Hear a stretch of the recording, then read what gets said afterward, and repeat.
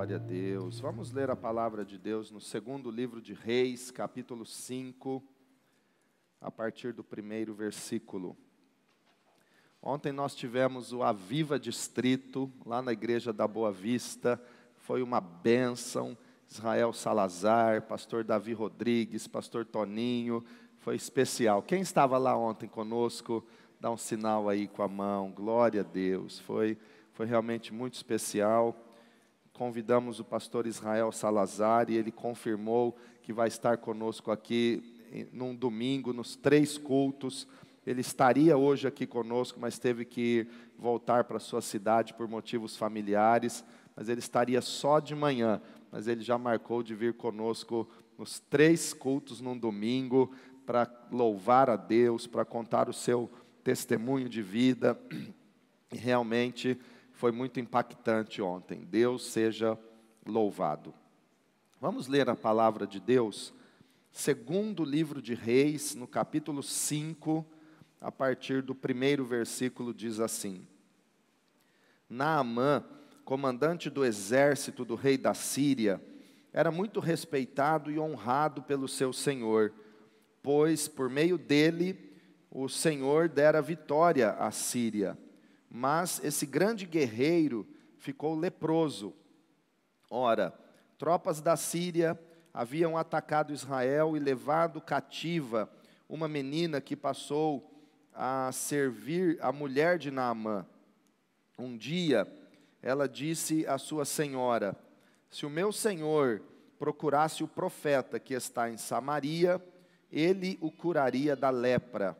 Naamã foi contar ao seu senhor o que a menina israelita dissera. O rei da Síria respondeu: vá, e eu lhe darei uma carta que você entregará ao rei de Israel. Então Naamã partiu, levando consigo 350 quilos de prata, 72 quilos de ouro e 10 mudas de roupas finas. A carta que levou ao rei de Israel dizia: junto com esta carta estou te enviando meu oficial Naamã para que o cures da lepra. Assim que o rei de Israel leu a carta, rasgou as vestes e disse: por acaso sou Deus capaz de conceder vida ou morte? Porque este homem me envia alguém para que eu o cure da lepra. Vejam como ele procura um motivo para se desentender comigo. Quando Eliseu, o homem de Deus, soube que o rei de Israel havia rasgado suas vestes, mandou-lhe esta mensagem: por que rasgaste as tuas vestes? Envia o homem a mim, e ele saberá que há profeta em Israel. Então Naamã foi com seus cavalos e carros e parou à porta da casa de Eliseu. Eliseu enviou um mensageiro para lhe dizer: vá e lave-se 7 vezes no rio Jordão. Sua pele será restaurada e você ficará purificado. Mas Naamã ficou indignado e saiu dizendo: eu estava certo de que ele sairia para receber-me, e invocaria em pé o nome do Senhor, o seu Deus, moveria a mão sobre o lugar afetado e me curaria da lepra. Não são os rios Abana e Farfar em Damasco melhores do que todas as águas de Israel? Será que não poderia lavar-me neles e ser purificado? E foi embora dali furioso. Mas os seus servos lhe disseram: meu pai, se o profeta lhe tivesse pedido alguma coisa difícil, o Senhor não o faria? Quanto mais quando ele apenas lhe diz que se lave e será purificado. Assim ele desceu ao Jordão, mergulhou 7 vezes conforme a ordem do homem de Deus e foi purificado. Sua pele tornou-se como de uma criança. Então Naamã e toda a sua comitiva voltaram à casa do homem de Deus.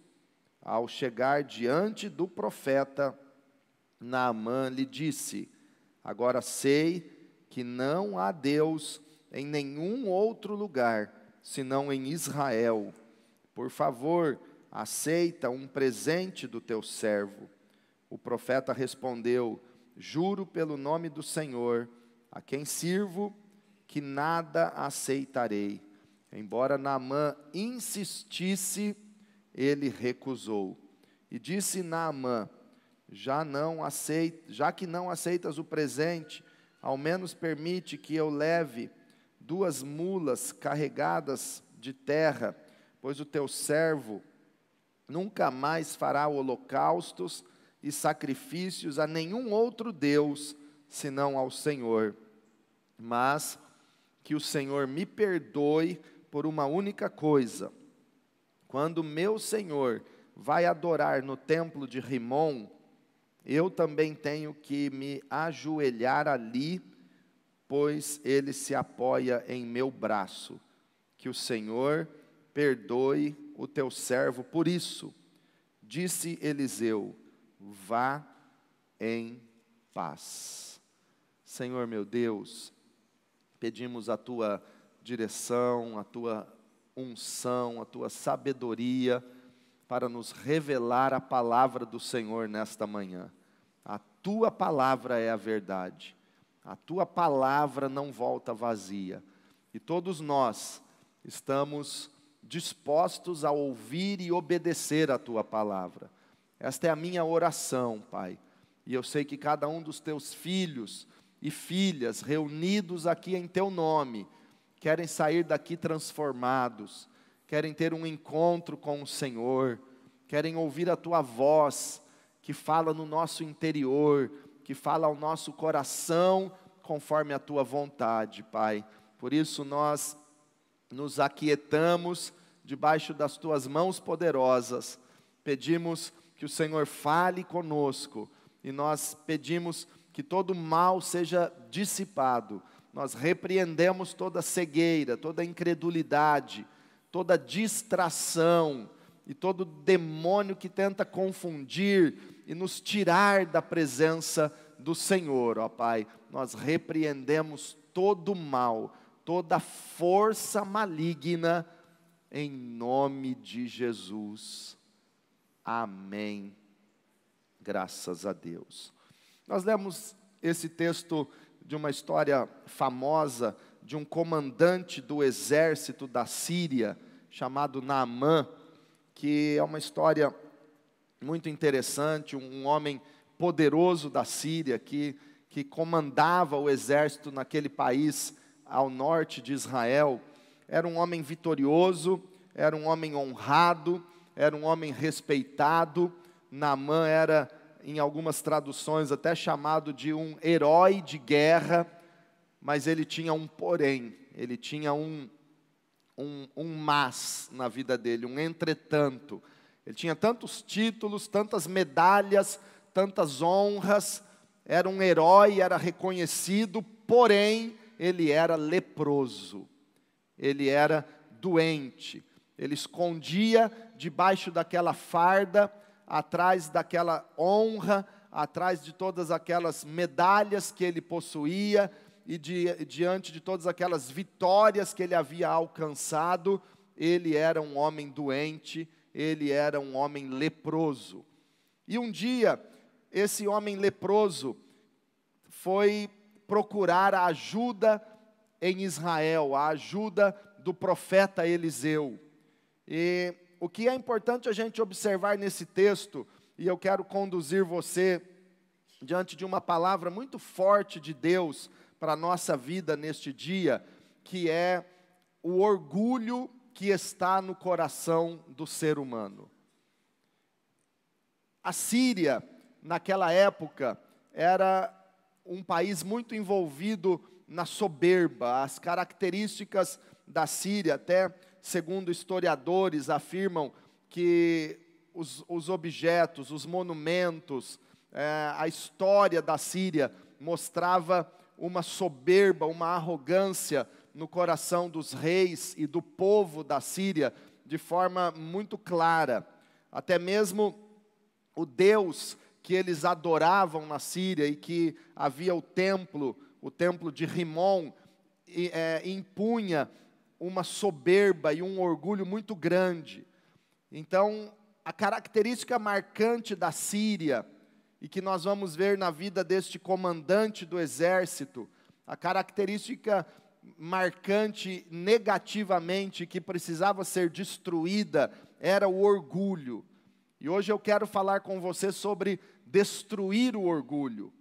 7 passos para destruirmos o orgulho. Os 7 mergulhos de Naamã no Rio Jordão nos traz um paralelo de 7 passos necessários para nós destruirmos todo o orgulho da nossa vida. E eu quero levar você a pensar um pouco no orgulho. O orgulho que é aquele sentimento de superioridade que muitas pessoas têm, é aquela satisfação em sua própria capacidade ou valor próprio. O orgulhoso, o soberbo, é a pessoa que é cheia de si, é a pessoa que ela olha para si mesmo e ela se exalta, ela pensa que é grande, ela pensa que é maior do que os outros. Então o orgulho também com alguns tentáculos, né, todos ligados a esse mesmo sentimento, a esse mesmo pecado interior, né? Às vezes na Bíblia aparece soberba, vanglória, arrogância, presunção. Tudo isso são tentáculos, são braços ligados ao mesmo pecado, ao pecado do orgulho. E quando nós começamos a olhar para a Bíblia, nós vamos ver que o orgulho foi o primeiro pecado que aconteceu no céu. É o pecado luciferiano, o pecado de Lúcifer, que fez com que ele se rebelasse contra Deus, o Todo-Poderoso, o Criador, e então, por causa do pecado do orgulho, Lúcifer foi expulso do céu. Então, o orgulho é o pecado luciferiano. Dizia C.S. Lewis que o orgulho é a galinha sob a qual todos os outros pecados são chocados. Olha que comparação. Como a galinha que choca um ninho cheio de ovos, assim é o orgulho, é a galinha chocando todos os outros pecados que estão embaixo dele. O orgulho é um pecado base, é o pecado que dá origem a praticamente todos os outros. C.S. Lewis também dizia que o orgulho é o mais completo estado de alma ante Deus, contrário a Deus. Eu quero ler Isaías capítulo 14 e depois Ezequiel 28, para nós observarmos onde originou o orgulho. Isaías 14, versículo 12. Esta é uma profecia de Isaías, apontando e revelando como surgiu o diabo, quem criou o diabo. Algumas pessoas às vezes dizem, mas Deus é tão bom, por que ele criou o diabo? Deus não criou o diabo. Deus criou um querubim ungido, chamado Lúcifer. Era um anjo de luz que servia a Deus, que adorava a Deus, mas o orgulho que ele permitiu entrar no seu coração, o transformou em Satanás. Então quem criou o diabo foi o seu próprio orgulho, não foi Deus quem criou. Deus criou um anjo, um querubim ungido, Deus criou um serafim para adorá-lo, mas ele que se exaltou e o orgulho o transformou no diabo, no Satanás, no Lúcifer, que a gente sabe que é tão mau e destruidor. Isaías 14, 12. Como você caiu dos céus, ó estrela da manhã, filho da alvorada, como foi atirado à terra, você que derrubava as nações, você que dizia no seu coração, subirei aos céus, erguerei o meu trono acima das estrelas de Deus, e me assentarei no monte da assembleia, no ponto mais elevado do monte santo, subirei mais alto que as mais altas nuvens, e serei como o Altíssimo. Então ele queria, e ele pensava que era igual ao Altíssimo. Quando ele começou a dizer, eu subirei, eu quero subir, eu quero ser visto, eu quero ser exaltado, eu quero ser igual ao Altíssimo. Aí ele foi abatido e lançado à terra. O versículo 11 desse mesmo capítulo diz assim, sua soberba foi lançada na sepultura. Então a soberba, o orgulho.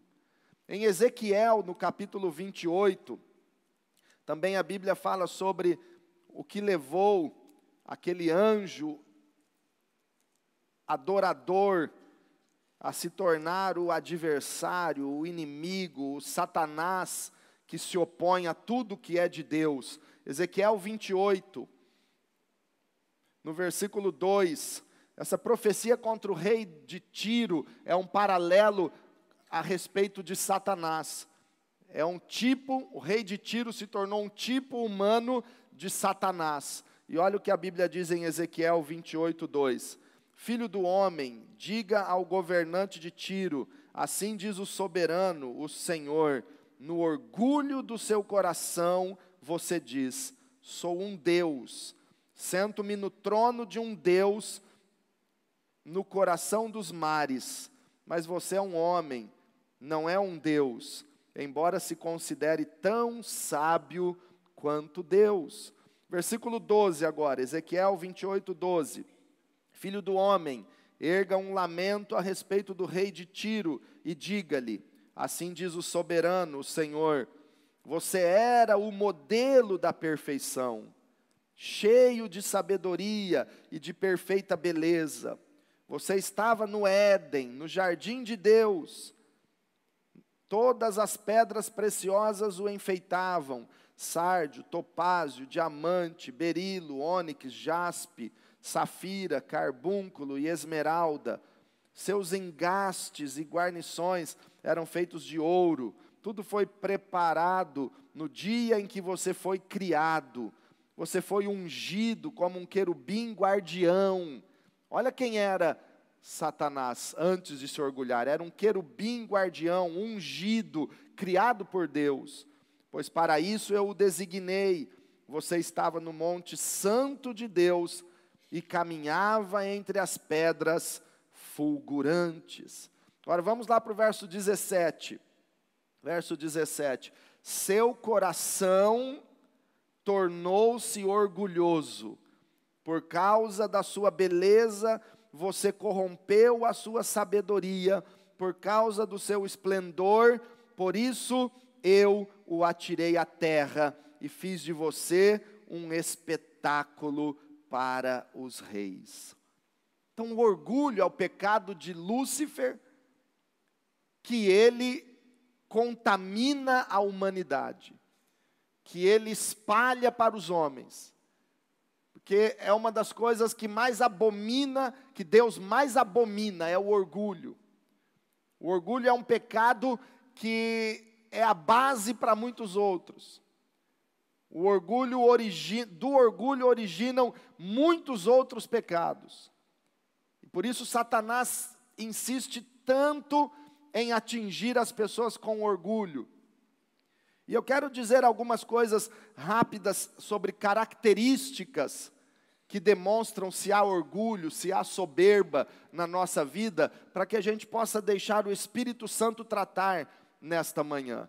Porque às vezes em algumas áreas a pessoa pode não ser orgulhosa, pode ser o contrário de orgulhoso, que é humilde, mas pode ser que em outras áreas a pessoa encontre na sua vida o orgulho. Por exemplo, a pessoa que é suficiente em si mesmo, a pessoa que acha que é capaz por si mesma de vencer, de ser vitorioso, de ser poderoso por si mesmo.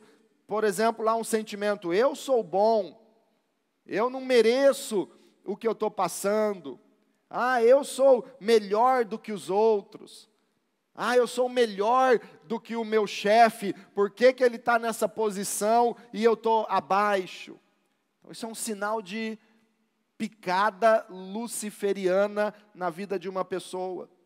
Algumas pessoas, elas até dizem assim, e às vezes quando você assiste algumas entrevistas de pessoas famosas, e no final, às vezes, de alguns programas de entrevista, tem lá um negócio que é tipo um jogo rápido, assim, um bate-bola, pergunta e responde em uma palavra ou uma frase bem rápida. Muitos, às vezes, respondem a seguinte pergunta: qual é o seu maior defeito?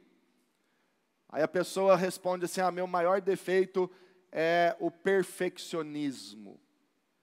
Porque quer dizer, ela se acha tão correta que ela considera seu maior defeito uma virtude. Porque perfeccionismo é uma virtude. Mateus capítulo 5, Jesus disse: sede vós perfeitos, como perfeito é o vosso Pai que está nos céus. É claro que existe um perfeccionismo doentio, ou excessivo, aí é um perigo e aí é um problema. Mas procurar fazer as coisas de forma correta, de forma certa, de forma perfeita, é uma virtude. Mas a pessoa, ela se acha tão boa e tão correta que ela diz: o meu maior defeito é o perfeccionismo. Não, o maior defeito é o orgulho. Outra característica é quando os seus desejos estão acima de tudo. A sua vontade é a sua prioridade. Em primeiro lugar na sua vida é a sua vontade, é o seu desejo. A vontade dos outros, segundo plano, a vontade de Deus vai ficando para trás, porque a sua vontade tem que vir primeiro. E geralmente essas pessoas que colocam os seus desejos e a sua vontade acima de tudo e em primeiro lugar, ela se revolta quando a sua vontade não é aceita ou não é realizada. Fica nervosa, fica irada, se revolta contra as pessoas que não fizeram o que ele queria.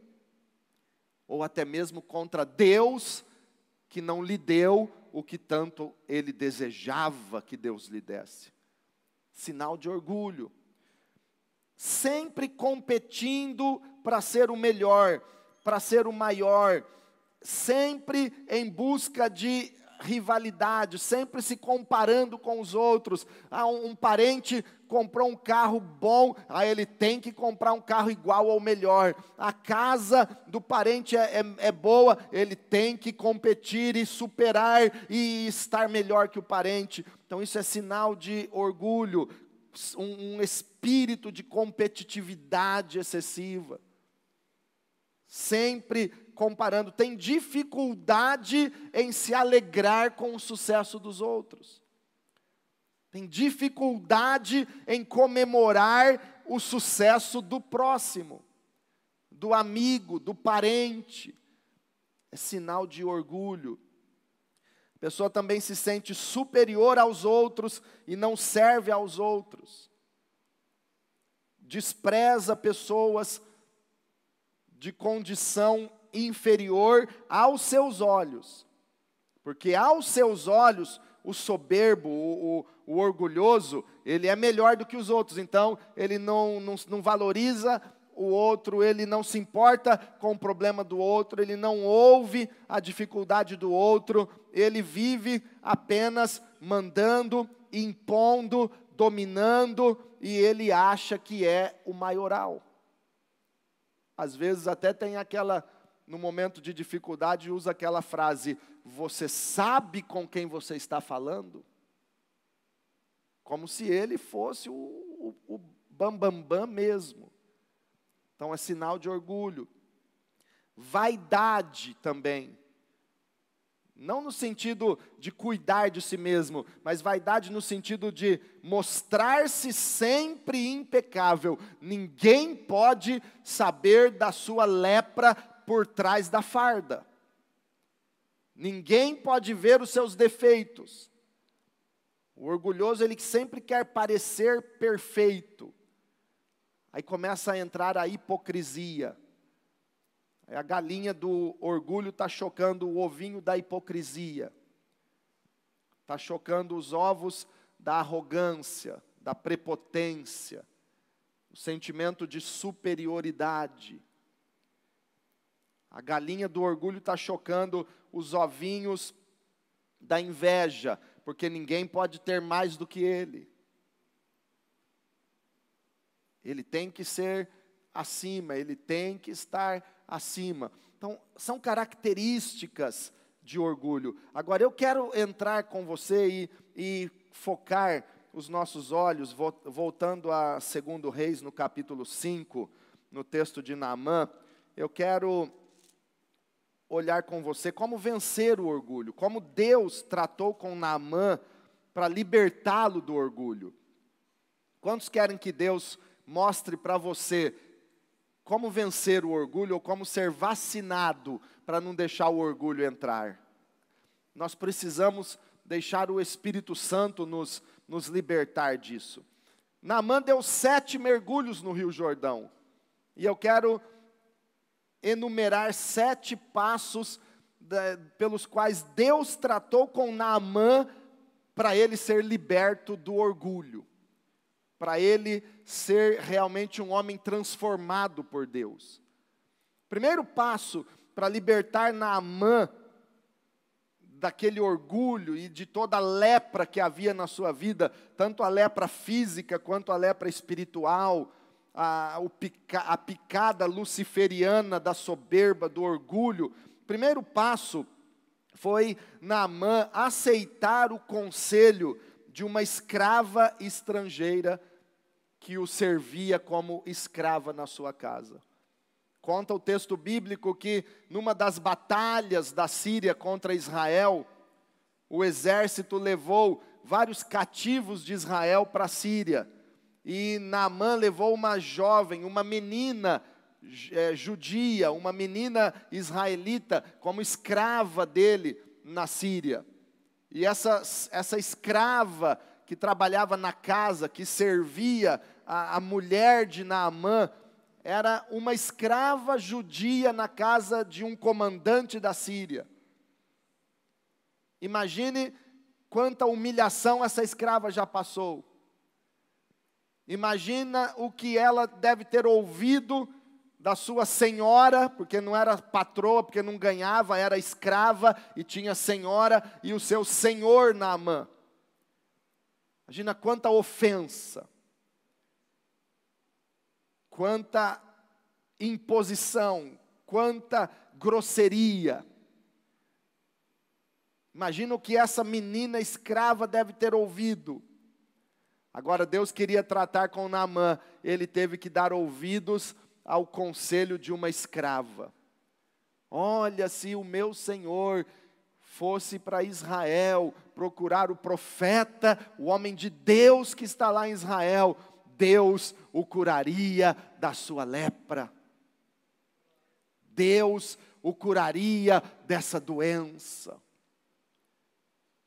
Deus quer tratar conosco, irmãos, para que a gente possa ser humilde, a ponto de dar ouvidos a um conselho de alguém que muitas vezes nós ofendemos ou desprezamos. Aí a gente precisa pensar de várias maneiras, quantas pessoas nós ofendemos. Sonda o teu coração e deixa o Espírito Santo trazer na sua memória quantas pessoas você liberou palavras de ofensa. Quantas pessoas você falou palavras de desprezo, menosprezando tantas pessoas. E muitas vezes um milagre para a sua vida começa com uma palavra simples, com um conselho simples de alguém que você talvez só desprezou a vida inteira, ou tem desprezado. A quem você tem ouvido? Quem você tem dado ouvidos? E quem você tem ofendido e que pode ser realmente uma pessoa usada por Deus para dar um direcionamento para você? A Bíblia diz em 1 Coríntios que Deus usa as coisas fracas para confundir as fortes. Deus usa as coisas desprezíveis e as que não são para confundir as coisas grandes e as coisas que são. Deus usa muitas vezes os seus pequeninos servos, seus pequeninos filhos. Às vezes é a oração de um irmãozinho, de uma senhorinha, é a oração de alguém que está começando na fé, que vai trazer resposta e solução para o seu problema.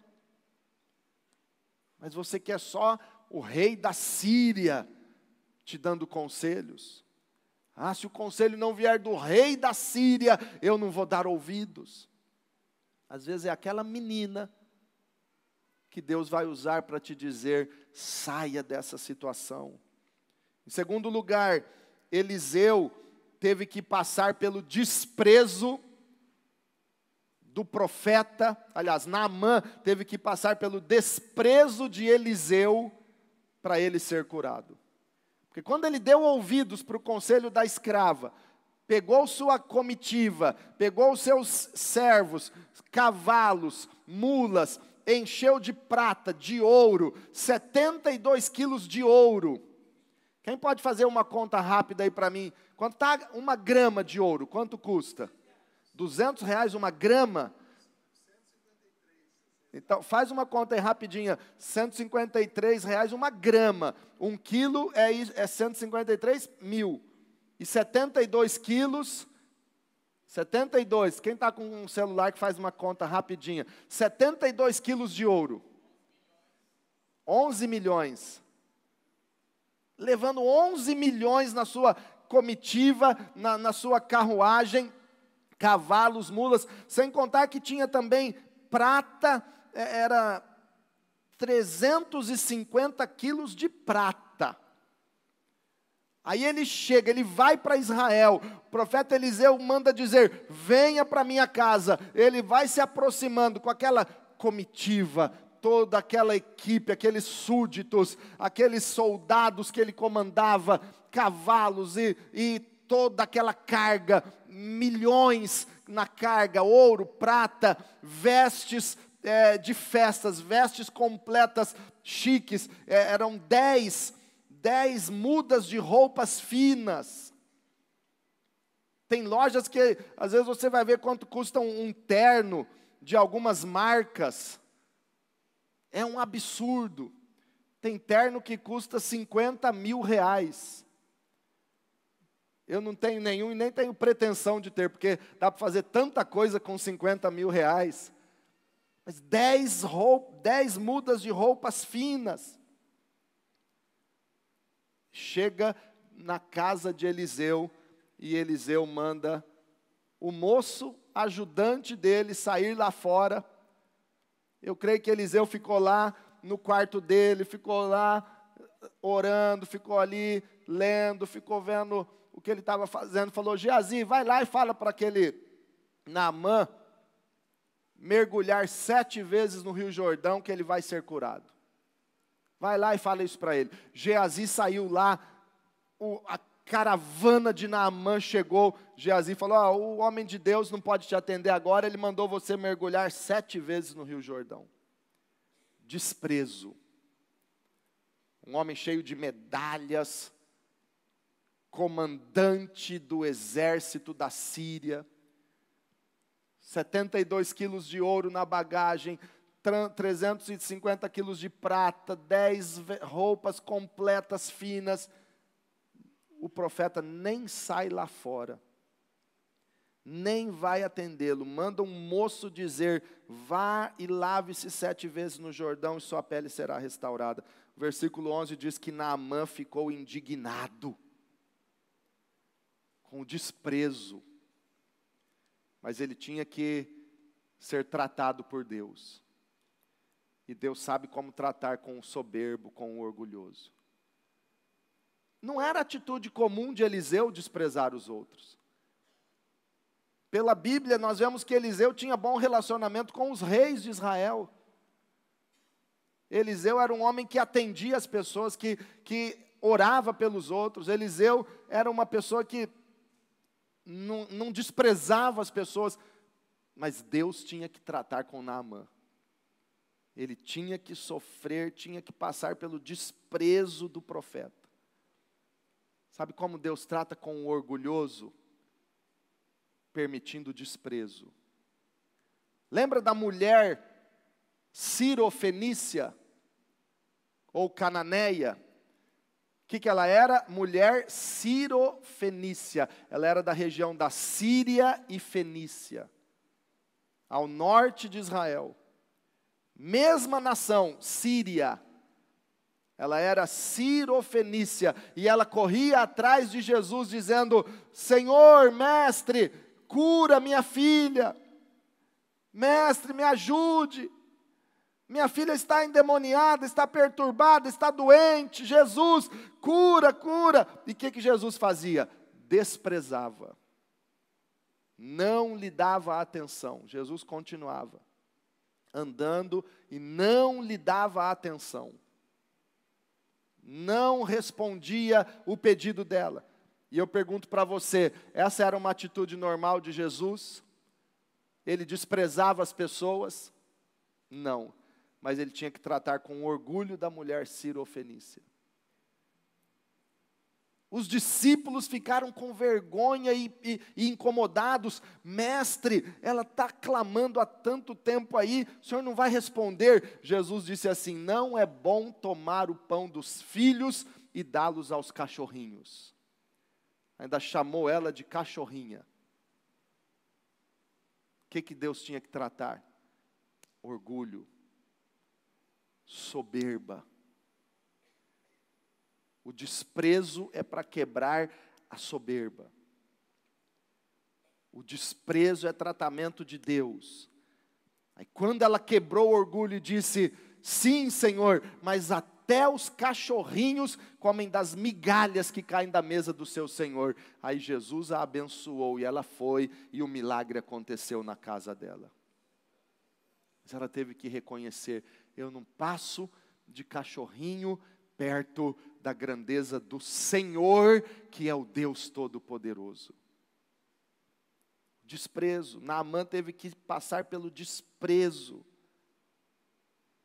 Ana teve que experimentar o desprezo do sacerdote Eli. Quando ela queria um filho, ela foi desprezada, ela foi chamada de bêbada, mas ela se manteve fiel e leal, e a bênção veio sobre a vida dela. Em terceiro lugar, irmãos, para vencer o orgulho, para Deus quebrar o orgulho da nossa vida, nós precisamos dar ouvidos aos subordinados. Naamã, ele precisou dar ouvidos aos seus subordinados, um sinal de fraqueza de um general. Os generais, eu creio que até hoje, eles impõem uma situação, eles mandam e eles não dão ouvidos para ninguém, mas aquele herói de guerra teve que voltar atrás, porque ele estava indignado, voltando para a Síria, dizendo: os rios da Síria são melhores que esse rio de águas sujas aqui de Israel, eu não vou mergulhar no Rio Jordão, eu vou embora, vamos voltar. E estavam voltando, mas os seus súditos, os seus subordinados disseram: ó Senhor, se o homem de Deus tivesse mandado fazer alguma coisa difícil, o Senhor faria. Quanto mais isso então, mergulhar no Rio Jordão. Dá o braço a torcer, Senhor. Pensa melhor. Tem horas que a gente tem que deixar a ficha cair, irmãos, e para pensar melhor. Reveja essa decisão tomada nas emoções ou num coração endurecido. Deixa Deus tratar. Tem hora que o general que há dentro de nós tem que parar um pouco e dizer assim: é verdade, eu estou sendo radical, eu estou sendo duro demais com essa situação. Se o profeta tivesse mandado eu arrumar 300 quilos de ouro, 10 mil quilos de prata, que eu seria curado, eu ia dar um jeito e ia arrumar. Então ele manda só eu tomar 7 mergulhos, eu dar 7 mergulhos no Jordão, eu vou me revoltar. porque ele não cumpriu a minha expectativa, saindo lá fora, passando a mão sobre a minha lepra e orando ao seu Deus, como eu esperava, porque ele mandou só um mensageiro, eu vou me revoltar. O orgulho é que gera um monte de outras derrotas e sofrimentos na vida do homem. Então você precisa parar para pensar e começar a se humilhar. Tem momentos que é necessário ser humilde e dizer, é verdade, isso é tão simples, mas eu estou confundindo e eu estou atrapalhando as coisas. Em quarto lugar, Naamã teve que despir-se da sua farda e entrar nas águas barrentas e sujas do Rio Jordão. E quando ele despiu a sua farda, tirou as suas medalhas, tirou toda a sua farda de general, a lepra foi exposta. Ele teve que expor a sua lepra. Todo mundo olhou e viu Naamã despido, talvez só com as roupas que cobriam as partes íntimas. Todo mundo viu a lepra. Os súditos agora não estavam vendo as medalhas, estavam vendo a lepra. Tem que se expor, tem que confessar, tem que rasgar o coração, tem que se despir diante de Deus e confessar os seus pecados. Tem que se despir diante das pessoas que você pecou, confessando o seu pecado. Tem que tirar essas medalhas, tem que descer desse pedestal que você acha que é o teu lugar e se colocar diante das pessoas aberto, pedindo perdão, confessando o erro. Quantas pessoas morrem ou deixam alguém morrer sem que eles se reconciliem ou confessem os seus erros? Naamã teve que se despir e teve que entrar nas águas do Rio Jordão. Isso fala de confissão, isso fala de rasgar o coração, isso fala de se abrir. Em quinto lugar, Naamã teve que mergulhar 7 vezes. Tente imaginar, Naamã entra no Jordão, mergulha, sai do Jordão, vai lá, todo mundo vendo, volta a segunda vez, mergulha, sai, volta a terceira vez, mergulha 7 vezes, parecendo um louco.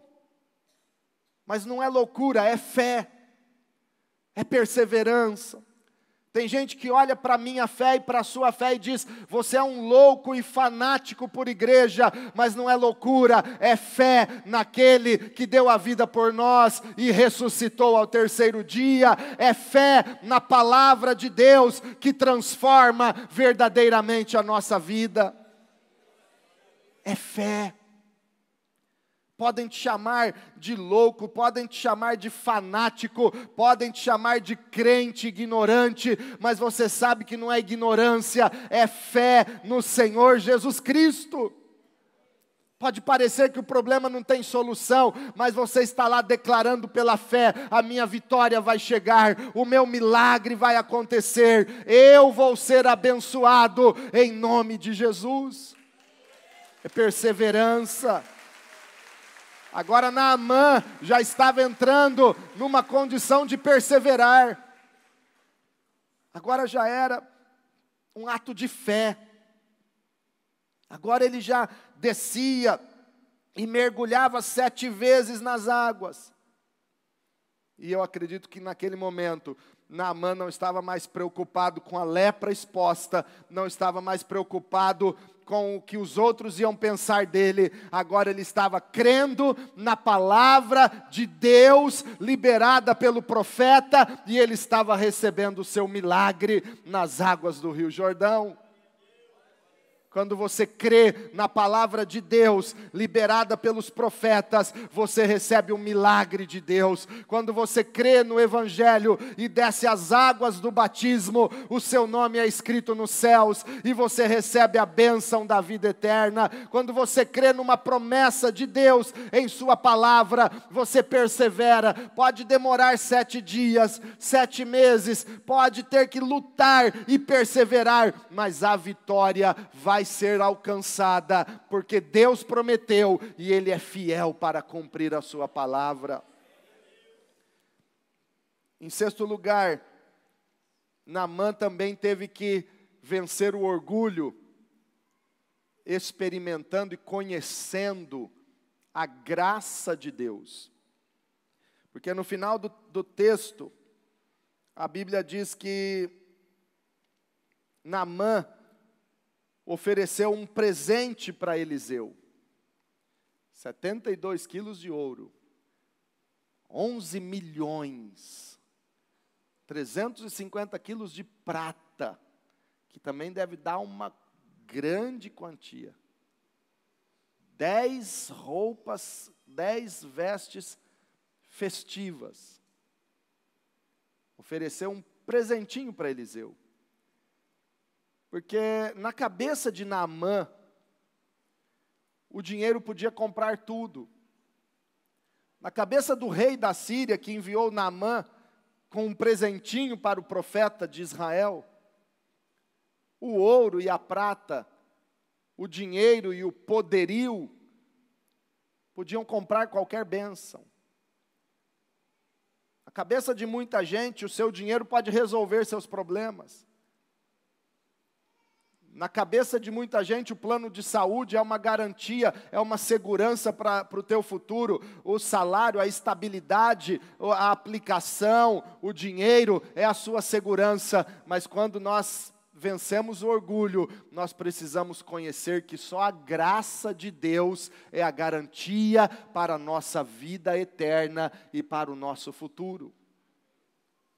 Naamã teve que conhecer, teve que entender que a graça de Deus está acima de todas as coisas.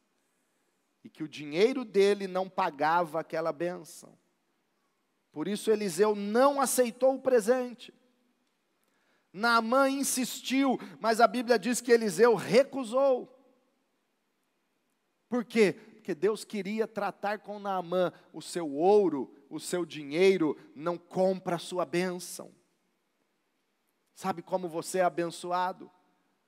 Sabe como você foi curado, Naamã? Não foi por causa do seu ouro ou da sua prata, foi por causa da graça desse Deus Todo-Poderoso que criou os céus e a terra. Sabe por que você está aqui hoje, meu irmão, minha irmã? Sabe por que eu estou hoje aqui pregando o Evangelho, pregando a palavra de Deus para você? Porque Jesus é bom e a graça dele nos alcançou e pela sua graça nós fomos perdoados, nós fomos salvos, nós somos curados, nós somos abençoados. Não é por merecimento, é pelo favor dele, é pela graça dele, não é pelo seu dinheiro, não é pela sua capacidade, é pela bondade, é pela graça desse Deus tão poderoso e tão generoso para conosco. Você pode levantar suas mãos e dizer: tudo é pela graça do meu Salvador amado. Tudo é pela graça. Não é esse ouro, Naamã, que pagou a tua bênção. Não é essa prata que paga a sua bênção, não. É o favor de Deus. Tudo é dele, por ele e para ele. A ele seja a glória para todo sempre. Amém. É graça de Deus. É graça. E para vencer o orgulho, irmãos, nós precisamos entender que não é porque nós merecemos, não é por mérito, é pelo favor dele, é porque ele é bom. Paulo escreve aos Coríntios dizendo: por que te glorias? Nada tendes que não tendes recebido. Então não há motivos para se gloriar, porque tudo que nós temos, tudo que nós somos, nós recebemos do Senhor. E em sétimo e último lugar, Naamã teve que reconhecer que só há um Deus. Ele reconheceu que só há um Senhor. O final da história de Naamã nos mostra que ele queria levar 2 mulas carregadas de terra de Israel para a sua nação, para a Síria, porque ele diz assim: pois o teu servo nunca mais fará holocaustos e sacrifícios a nenhum outro Deus, senão ao Senhor. E que o Senhor me perdoe por uma única coisa: quando meu Senhor vai adorar no templo de Rimom, eu tenho que me ajoelhar também, porque ele se apoia sobre o meu braço. Que o Senhor perdoe o teu servo sobre isso. E Eliseu disse para ele: vai em paz. Agora nós não vemos mais um general orgulhoso, nós vemos um servo humilde. Agora nós não vemos mais um adorador de Rimom, agora nós vemos um adorador do único Deus. Agora nós não vemos mais um general leproso, nós vemos agora um humilde homem que foi curado, chamando Deus de Senhor e dizendo que Ele me perdoe pelo pecado de ter que entrar no templo de Rimom com o rei da Síria. E só vou oferecer holocaustos e sacrifícios ao Senhor Todo-Poderoso. Ele reconheceu que só há um Senhor, que não era Rimom, que não era Baal, que não era qualquer outro. Ele reconheceu que só o Senhor é Deus. Só Ele é Deus. E aqui eu quero terminar falando de humildade. O contrário do orgulho e da soberba é a humildade. E em Filipenses, no capítulo 2, a Bíblia diz que nós temos que ter o mesmo sentimento que Cristo teve. Filipenses, no capítulo 2, versículo 1 em diante, diz assim: se por estarmos em Cristo, nós temos alguma motivação, alguma exortação de amor, alguma comunhão no Espírito, alguma profunda afeição e compaixão, completem a minha alegria, tendo o mesmo modo de pensar, o mesmo amor, um só Espírito e uma só atitude. Nada façam por ambição egoísta ou por vaidade, mas humildemente considerem os outros superiores a si mesmos. Olha o que é humildade, irmãos. Considere os outros superiores a si mesmo. Quando alguém é liberto do orgulho e da soberba, ele começa a ser humilde, considerando os outros superiores a você. Você olha para os outros, você o considera em mais valor do que você mesmo. Verso 4, cada um cuide não somente dos seus interesses, mas também dos interesses dos outros. Aquele que vence o orgulho, ele começa a servir o interesse dos outros. Servir os outros. Irmãos, diante de Deus só há 2 condições. Ou você é Deus ou você é homem. E o que é que nós somos? Nós somos Deus ou nós somos homem? Homem. E para Deus, homem é sinônimo de servo. Para Deus, homem é sinônimo de servo. Quer ver isso? Vamos continuar a leitura. Seja a atitude de vocês, verso 5, seja a atitude de vocês a mesma de Cristo Jesus, que embora sendo Deus, não considerou que o ser igual a Deus era algo que devia apegar-se, mas esvaziou-se a si mesmo, vindo a ser servo, tornando-se semelhante aos homens. Jesus era Deus. O que ele fez? Esvaziou-se a si mesmo, desceu o degrau e se fez servo, semelhante aos homens. Para Deus, ser homem é ser servo. Ser servo é ser semelhante aos homens. Versículo 8. E sendo encontrado em forma humana, humilhou-se a si mesmo e foi obediente até a morte e morte de cruz. Então, na condição humana, tem duas atitudes. Para Deus, o homem tem que ser servo e ponto final. Para servir a Ele e para servir aos outros. Mas na condição humana, tem duas atitudes. Ou a pessoa se exalta e começa a achar que é Senhor, ou se humilha e obedece. Em todas as atitudes é assim. Ou se exalta e acha que é o melhor, acha que é suficiente, acha que é poderoso, ou se humilha e obedece. Verso 8 diz, sendo encontrado em forma humana, o que Jesus fez? Fica de pé, diga comigo, Jesus, em forma humana, humilhou-se a si mesmo e foi obediente até a morte, morte de cruz. Então só há essa opção. Jesus, sendo Deus, deixou a sua glória e divindade e se fez homem. E como homem, ou você se exalta, ou você se humilha. Só que os que se exaltam serão forçosamente humilhados por Deus. Diante de qualquer situação na sua vida, guarde isso no seu coração agora.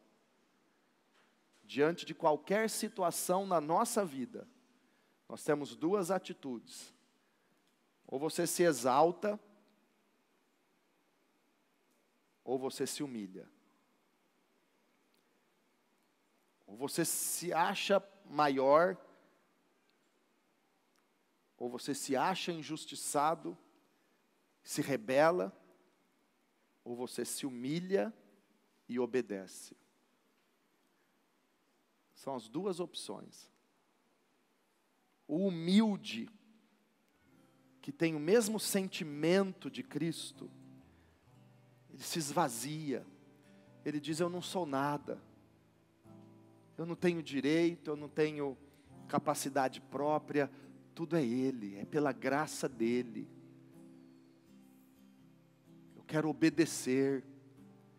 Mas obedecer até quando, pastor? Obedecer até a morte. Mas não é justo. Era justo Jesus morrer numa cruz? Pergunte para quem está do teu lado, era justo Jesus morrer na cruz? Ele merecia? Ele não merecia, não era justo. Mas era o plano de Deus para estabelecer justiça para mim e para você. Tem muitas coisas que você não entende, que eu posso não entender, mas obedeça. Se humilhe. Ou nós somos servos humildes e nos colocamos debaixo de Deus para servir a Deus e servir ao próximo. Ou então estamos envenenados pelo pecado luciferiano do orgulho, que Deus detesta e abomina e expulsa da sua presença. Então eu quero te convidar nesse momento a fechar os teus olhos e a se humilhar diante de Deus e pedir para Ele quebrar todo orgulho ou soberba no seu coração nessa manhã. Venha, Senhor.